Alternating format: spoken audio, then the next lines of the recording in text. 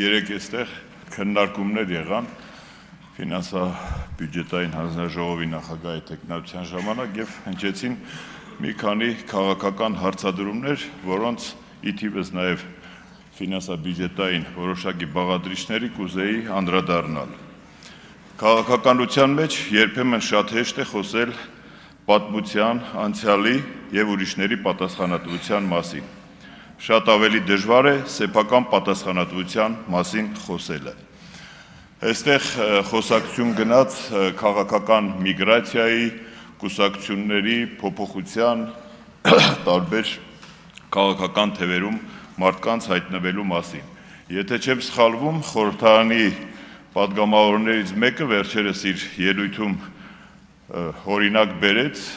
Ուինստոն Չերչիլին, եթե չեմ սխալվում, եւ կարծես թե ասում է, որ նա իր քաղաքական իդեալն է, այսպես կարելի ասել։ Իդեպ քաղաքական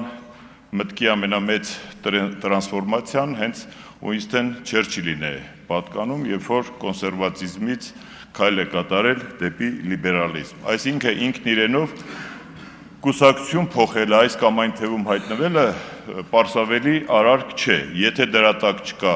դավաճանություն, եթե դրա տակ չկա իշխանափոխություն, եթե դրա տակ չկա այլ շահադիտական նպատակ։ Հիմա քաղաքական պատասխանատվության մասին։ Երեք պարոն Ռուբինյանը այստեղ հռետորական հարց հնչեցրեց Տուրգենևյան մոտիվներով հայրերի եւ որդիների պատասխանատվության մասին։ Պատասխանատվությունը ինքնին այդ դեպքում պարտադիր չէ, բայց երևի թե գովելի է, եթե քաղաքական հետագծի մասին է պատասխանատվությունը, օրինակ մեր խմբակցության ղեկավար Նարեկ Կարապետյանը մեծ պատվով եւ ծանրակշիռ փաստարկներով պատասխանատվություն է տանում իր հոր քաղաքական անցյալի համար, որ շատ ընկալելի է, բայց կան մարդիկ, ովքեր նույնիսկ իրենց արարքների համար չեն պատասխանատվություն կրում։ Օրինակ, ես պատասխանատու եմ իմ անցյալի, իմ ապրածի համար։ Հարց հնչեց, թե նախորդ իշխանությունների համար ովքեր են պատասխանատվություն կրում, ընդհանրապես ցանկացած ձախողված, հեռացող իշխանության համար մեծ առումով քաղաքական պատասխանատվություն կրում են քաղաքական առաջնորդները, այս դեպքում իշխանությունից հեռացվելու եւ նաեւ հետագայում ներողություն խնդրելու իմաստով։ Իսկ ինչ վերաբերում է քրեաիրավական պատասխանատվությանը, ապա մեր երկրում եւ ընդհանրապես առաջադեմ աշխարհի երկրներում այն անհատականացված է, վաղուց համապարտ պատասխանատվության համակարգը չի գործում։ Բայց մարդը կարող է նաեւ ներկայումս, օրինակ քաղաքական իշխանությունը, կարծում եմ, ներկայումս ոչ թե թողնենք ապագային, որ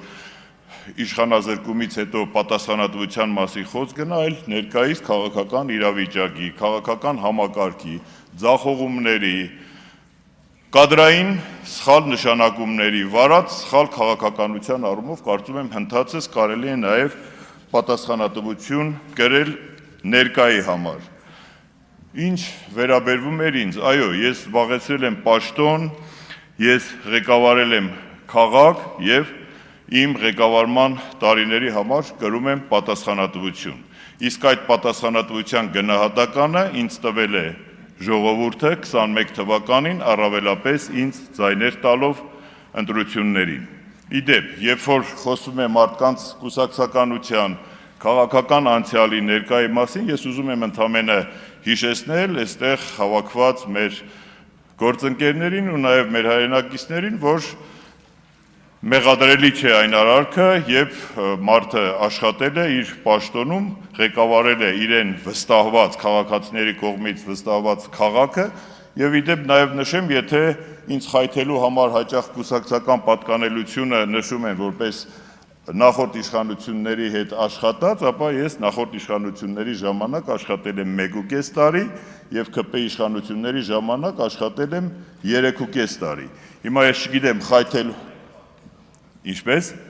Չէ, դուք պիտի պատասխանատվություն կրեք, հեսա կանդրադառնամ։ Այստեղ պարոն Ալեքսանյանը կես կատակ, կես լուրջ արդեն մի քանի անգամ ակնարկներով կապված ինձ հետ կատարվածի, ինձ հետ եղածի հետապնդումների բանտարկության մասին նշեց, որ 60 հոդվածի հող է օտարվել։ Պարոն Ալեքսանյան, զուտ 60 հոդվածի հող օտարելը վարչական իրավախախտում է, քրեական որևէ հետևանք չի առաջացնում, այստեղ խնդիրը ավելի լուրջ է։ Ինձ մեղսագրել են մի արարք, որ ես լինելով իրավաբան, հիմնավոր եւ աներկբա իմանալով, որ դա 60 հոդվածի հող է, ես չարամտորեն դա մտցրել եմ ցուցակ եւ օտարողը ես չեմ, օտարողը ավականին է, բայց այստեղ կա մի եւ բոլոր տարիների իդեպ ԿՊ իշխանության տարիների վերաբերյալ է այդ քրեական գործերը։ Բոլոր տարիների հողային դրվագներով ամեն տարվա վերջին պարոն Հարությունյանը կիմանա յուրաքանչյուր համայնքի հողային հաշվեկշիռը հաստատում է Հայաստանի Հանրապետության վարչապետը։ Այսինքն, եթե իմ կատարած սխալը որևէ կերպ հանցագործություն է, ապա ինձ հետ պիտի որ հանցակից լինի նաև ամբողջությամբ այդ սխալները վավերացնողը, բայց դուք հիմա կասեք, որ դա անհեթեթ է, դա այնքան է անհեթեթ, ինչքան որ անհեթեթ է ինձ մեղսագրվող արարքները, այստեղ իհարկե իմ մասին չի այս ամբողջ երևույթը, բայց մի առիթով ես խոստանում եմ փաստաբանների միջոցով դատական լսումներից դուրս այստեղ կազմակերպել ինչ որ, չգիտեմ, մամուլի ասուլիս, թե ինչ, որպեսզի մենք հասկանանք այս ինձ մեղսագրվող ընդհանրապես համայնքի ղեկավարների նկատմամբ ինչքան հեշտ է տարիներով թողնել բանտում եւ ասել մենք հիմա ստուգում ենք, տեսնենք այդ հողերը ճիշտ են օտարվել, սխալ են օտարվել եւ այսպես շարունակ։ Պատգամավոր Սոնա Ղազարյանը ի թիվս այլ պատգամավորների այստեղ քաղաքական բանտարկյալների մասին էր խոսում եւ ասում էր, որ ձեր իշխանության օրոք քաղաքական բռնաճնշումներ, քաղաքական բանտարկյալներ չկան, բնականաբար Տիկին Ղազարյան, դուք իրավասու եք եւ այդպես էլ պիտի լիներ, դուք այդպես էլ պիտի հայտարարեիք որևէ երկիր, որը որ ներկայիս աշխարհում է գտնվում եւ ինքը Էրիտրեա կամ Ուգանդա չի, պիտի հայտարարի, որ իրենց մոտ քաղաքական բանտարկյալներ չկան։ Քաղաքական բանտարկյալները պետության կողմից տրվող տիտղոս չի, իդեպ նաեւ նշեմ, որ դա այնքան էլ պատվաբեր չի, որ մեզանից յուրաքանչյուրը դա ինչ որ կուրս ծեծելով դրա մասին անընդհատ բարձրաձայնի, թե ես քաղաքական բանտարկյալ կամ քաղաքական ճնշյալ եմ։ Դա ընկալում է, դա հասարակության ընկալումն է, դա Եվրոպայի խորհրդի տարբեր կազմակերպությունների կողմից ընդունած ռեզոլյուցիաներից որևէ մի կետի համընկնումն է այդ մարդու քրեաիրավական պատասխանատվության, նրա քայլերի ժամանակագրության հետ, որը իդեպ հասարակությունը տարբեր սոցհարցումների միջոցով ընկալելիության առումով գրանցել եւ առաջ է տարել այդ թեզը, այնպես որ բնականաբար որևէ իշխանություն չի ընդունելու իր քաղաքական պատասխանատվությունը ներկա ժամանակաշրջանի քաղաքական բռնաճնշումների վերաբերյալ, ինչպես նախորդ որևէ իշխանություն չի ընդունել եւ այսօր դուք այստեղ բնականաբար ովքեր որ քաղաքական ճնշումների են ենթարկվել, այսօր կարողանում են դրա մասին բարձրաձայնել, մեջբերելով նաև եվրոպական դատարանների վճիռները, մեջբերելով արդարացման վճիռները, որը որ կատարվել է արդեն իշխանափոխությունից հետո։ Հիմա Փառք Աստծո մենք գնում ենք առաջ, ցանկացած իշխանություն ունի սկիզբ եւ ավարտ եւ ես հուսով եմ եւ վստահ եմ, որ ձեր իշխանությունից հեռանալուց հետո նաեւ